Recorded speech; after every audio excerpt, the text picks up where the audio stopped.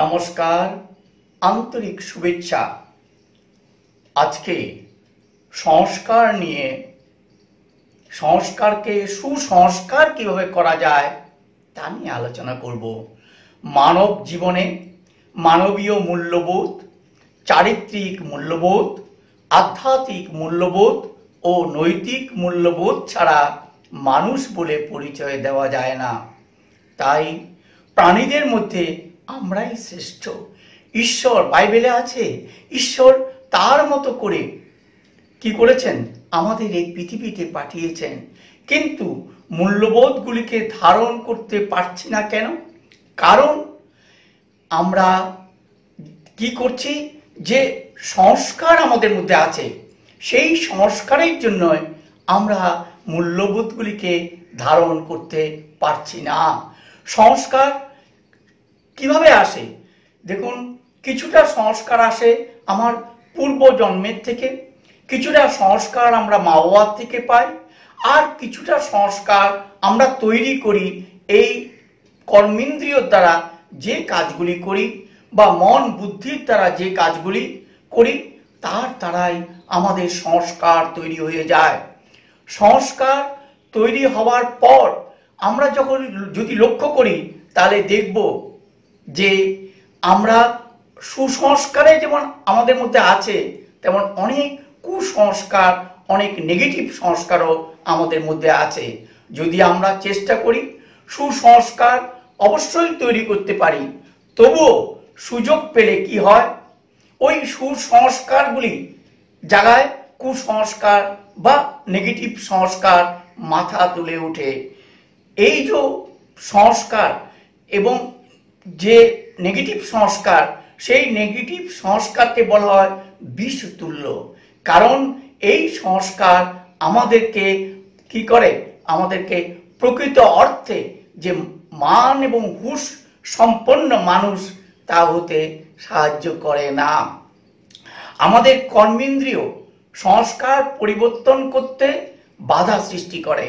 আবার এই কর্মেন্দ্রিয় দিয়েই আমরা সংস্কার অর্থাৎ সুসংস্কার তৈরি করতে পারি।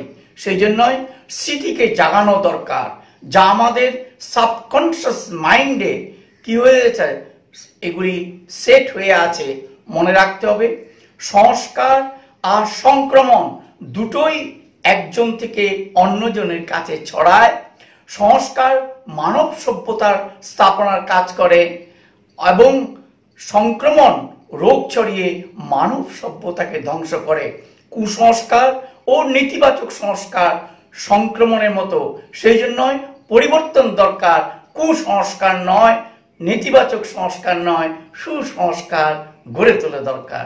এই যে সংস্কার, এই সংস্কার তৈরি করতে আমাদের কর্মেন্দ্রিয় যেমন কান, নাক, মুখ এবং চোখ ও স্পর্শ কিভাবে কাজ করে, এটা যেমন ব্যর্থ সংস্কার তৈরি করতে সহযোগী হয়, তেমনি সুসংস্কার তৈরি করতেও সহযোগী হয়। দেখুন, আমরা যদি কোনো একটা ঘটনা দেখি, যেমন কেউ কাউকে মারছে, কেউ অ্যাক্সিডেন্ট করেছে, বা কেউ আমাকে অপমান করেছে, সেটা আমি কি করে মনে রাখি বলুন? কি করে মনে রাখি? রাখি এই জন্যই কারণ ওই কথাটা বারবার ভাবতে ভাবতে আমার সাবকনশিয়াস মাইন্ডের মধ্যে সেট হয়ে যায় এবং ওই জায়গার থেকে আমরা বেরিয়ে আসতে পারি না। সেই জন্য যদি আমি আমার এই কর্মেন্দ্রিয়কে সুসংস্কার তৈরি করার ক্ষেত্রে কাজে লাগাই, তাহলে কি হবে, আমাদের সুসংস্কার তৈরি হয়ে যাবে এবং সাবকনশিয়াস মাইন্ড সেটাকে অ্যাকসেপ্ট করবে এবং ফলে আর কুসংস্কার বা নেগেটিভ সংস্কার আসবে না। সেটা কি হবে, দেখুন ছোট্ট ছোট্ট এক্সাম্পল দিচ্ছি। যেমন নাক, নাক কি করে, গন্ধ শোকে, শ্বাস প্রশ্বাসের কাজ করে। আমি যদি কোনো একটা ফুলের গন্ধকে, যে ফুলের গন্ধটা আমার খুব ভালো লাগে, যে সেন্টটা আমার খুব ভালো লাগে, আমি সেই গন্ধটাকে যদি বারবার স্মরণ করি, তাহলে সেটা সেট হয়ে যাবে। তাহলে কি হবে, যখন ক্রোধ আসবে, তখন আমার সাবকনশিয়াস মাইন্ড ওই কথাটা মনে করিয়ে দেবে, ফুলের গন্ধের কথা মনে করিয়ে দেবে, তখন ক্রোধ নয়, ফুলের গন্ধ আমার অনুভব হবে। মুখ কি করে, স্বাদ গ্রহণ করে। মনে করুন মিষ্টি, কেউ রসগোল্লা ভালোবাসেন, কেউ রাবড়ি ভালোবাসেন, বারবার ওই কথাগুলি ভাবুন। ভাবলে কি হবে, আমার মুখ যেন মনে হয় মিষ্টিতে ভরে গেল। ঠিক তেমনি অহংকার যখন আসবে, লোভ যখন আসবে, তখন ওই সাবকনশিয়াস মাইন্ড আমাকে বলে দেবে, ওই রসগোল্লার কথা মনে করিয়ে দেবে, ওই রাবড়ির কথা মনে করিয়ে দেবে। ফলে কি হবে, অহংকার এবং লোভকে আমি কি করতে পারবো, বাইপাস করতে পারবো।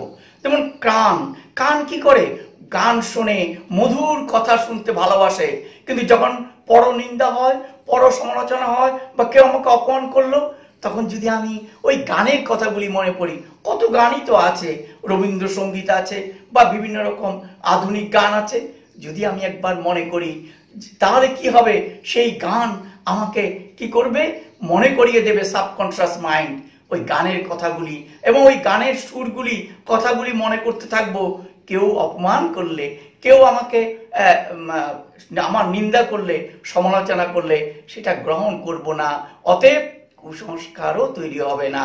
ঠিক তেমনি মনে করুন, কথা আমাদের এই যে মানে চোখ কি করে, সুন্দর সুন্দর জিনিস দেখে। যখন আমি সুন্দর জিনিস দেখতে দেখতে অভ্যস্ত হয়ে যাব, তখন কি হবে, সাবকনশিয়াস মাইন্ড এটা মেনে নেবে, এবং ফলে যখন আমার ভিতরে কোনো কিছু ঈর্ষা, ঘৃণা ইত্যাদি আসবে, তখন আমার চোখ বলে দেবে, ওই সাবকনশিয়াস মাইন্ড থেকে যে সুন্দর ছবিগুলি মনে পড়বে, ঈর্ষা ঘৃণা আসবে না। স্পর্শ, যেমন কিরকম, যে মায়ের স্পর্শ বা স্ত্রীর স্পর্শ, সন্তানের স্পর্শ আমাকে রোমাঞ্চিত করে। ঠিক তেমনি যখন আমার কাম বা মোহ ইত্যাদি আসবে, তখন ওই স্পর্শটা আমাকে মনে করিয়ে দেবে, এবং ফলে কি হবে, ওই স্পর্শ যখন আমি অনুভব করব, তখন এই সব যে সমস্ত বিকার আছে, সেগুলি আমার থেকে দূরে চলে যাবে। এইভাবে মূল্যবোধগুলির কথা ভাবলে, বারবার কল্পনা করলে, ভিজুয়ালাইজ করলে, সাবকনশিয়াস মাইন্ডে সেট হয়ে যাবে, এবং পুরানো সংস্কার ডিলেট হয়ে যাবে। এর সাথে কি করতে হবে, কারোর অবগুণ, দোষ ত্রুটি দেখতে যদি আমি থাকি এবং সেগুলি যদি বর্ণনা করি, তাহলে সেগুলিও আমার কাছে চলে আসবে, এবং সেটাও আমার সংস্কার হয়ে যাবে। সেই জন্য এর থেকে আমাদের বিরত থাকতে হবে। মনে রাখতে হবে, মন বুদ্ধি যা করবে তা সংস্কার হয়ে যায়। সেই জন্য গুণকে দেখুন, বিশেষতাকে দেখুন, যত দেখবেন তত আপনার কল্যাণ হবে। মনে রাখতে হবে যে সুসংস্কার গঠন করতে একটু কষ্ট হবে, একটু সময় দরকার হবে, কিন্তু কুসংস্কার বা নেতিবাচক সংস্কার সর্বভূতে বিরাজমান, তাই এর জন্য একটু সময় দরকার হয়, এর জন্য একটু কষ্ট করতে হয়। আজকে যদি সবাই সুসংস্কারে থাকতো, তাহলে আজকে আর এই জিনিস হতো না। এর জন্য দরকার স্পিরিচুয়াল হতে হবে, আধ্যাত্মিক জ্ঞানে সমৃদ্ধ হতে হবে, সঙ্গে কন্ট্রোলিং ও রুলিং পাওয়ার, যা মন ও বুদ্ধির জন্য দরকার, যা একমাত্র মেডিটেশনে সম্ভব, তা প্রতিদিন প্র্যাকটিস করতে হবে। কারণ একাগ্রতা শক্তি ছাড়া কখনোই এই কুসংস্কার, নেতিবাচক সংস্কার থেকে নিজের সুসংস্কারকে তৈরি করা যায় না। এর সাথে আমি বলবো যে মেডিটেশন করতে গেলে অনেকে ভাববেন কতক্ষণ করব, বেশি নয়, সকালে 15 মিনিট, রাত্রে 15 মিনিট করুন। দেখবেন আপনার ভিতরে এই মেডিটেশন এবং এই যে প্রসেসগুলি দিলাম, এর দ্বারা আপনার স্মৃতি জেগে উঠবে যে হ্যাঁ, আমি কি ছিলাম, আমি এই, অতএব আমি কুসংস্কারের পথে, নেতিবাচক সংস্কারের পথে যাব না। এবং এই সুসংস্কারের দ্বারা আমরা শ্রেষ্ঠত্ব অর্জন করতে পারবো এবং মানব ধর্মকে রক্ষা করতে পারবো। শুধু তাই নয়, ঈশ্বর যে আমাদের পাঠিয়েছেন এই পৃথিবীতে, তার মতো করে সেটাও আমরা রক্ষা করতে পারবো। প্রাণীকুলে আমরা যে শ্রেষ্ঠ, সেটাও বারবার প্রমাণ করতে পারবো।